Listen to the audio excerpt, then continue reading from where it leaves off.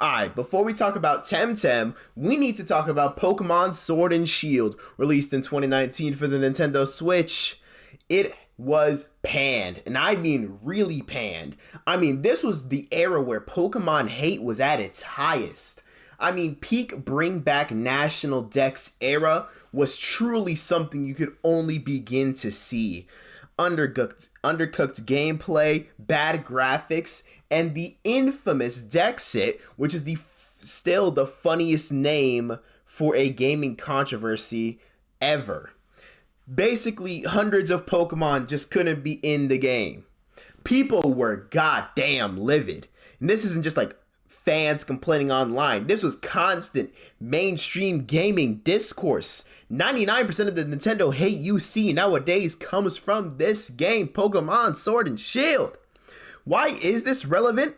Because Temtem's entire hype machine leaned on this backlash. It's like seeing a rival slip on a banana peel and thinking, yep, this is my time.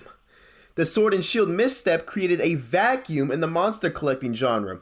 We're going to ignore the fact that it sold like 15 trillion billion dollar copies. But still, a rare opportunity for an indie team to swoop in. And swoop in they did. Enter Temtem, developed by Crema, a relatively small indie studio based in Madrid, Spain, with ambitions that probably scared some big studios. They promised a massively multiplayer creature collection adventure. Come on now, real-time combat, massive multiplayer, you know what I'm saying? Breeding, community markets, the whole shebang-a-bang. Fans furious with Game Freak? Suddenly, Temtem looked like a sanctuary. Like I said, hype skyrocketed. It smashed through its pledged $70,000 goal with $573,000. That's essentially 6 times the goal amount that they required. And for a moment, it seemed like Temtem might become the Pokemon MMO fans had been asking for. And let's be real now, the timing could not have been better. So of course, when you have this momentum, what do you do with it? Obviously, you would think to prepare for the large amount of players that would be entering your servers and, you know, use this motivation in order to release earlier. But here's where the story gets complicated. Temtem launches in early access. First of all, the game was damn near unplayable. People just straight up couldn't enter the game. Long server queues, kickouts of the game. The game simply wasn't ready for the large player base that came due to the panning of Pokemon Sword and Shield and the indirect exposure of Temtem. And Temtem did launch in early access, and it stayed in early access for 3 years. For damn near 3 years. Let's think about it. That is longer than a decent NBA career. That is longer than some marriages. Early access is supposed to be your polishing period. It's supposed to be the point where, hey, we have a game that we're confident enough to release, and now we're going to spend time polishing it. It's a time to listen to feedback, fix bugs, and expand content. But 3 years? Players start to wonder if the game is either being published or if they're just glorified QA testers. No Man's Sky has done irreversible damage to the early access sphere. And here's the bigger problem. Temtem had a slow update pace. And I mean a very slow update pace. And they literally said, hey, there's going to be no more islands after 2022. And the last update was in 2024. Strange for an MMO, which implies infinite content. I'm using World of Warcraft as an example here.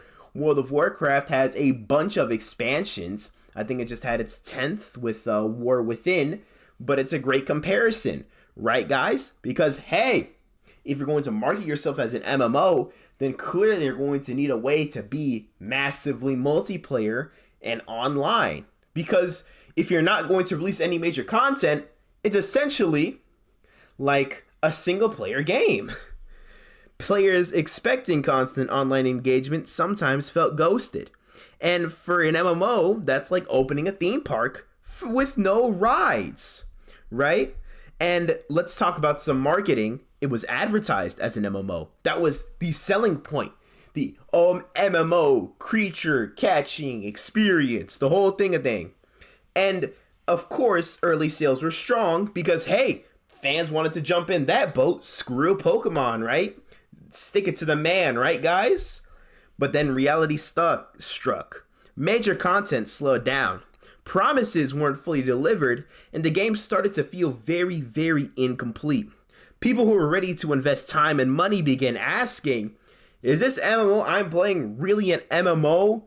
Or is it just a half-baked creature collector with some MMO features? Not to mention the monetization. I mean, cosmetics, battle passes, really just a modern game development spiel. Overpromising is a dangerous game. Hype can bring people in, but disappointment drives them away faster than you can say wild Pokemon encounter. And for some reason, spinoffs? What?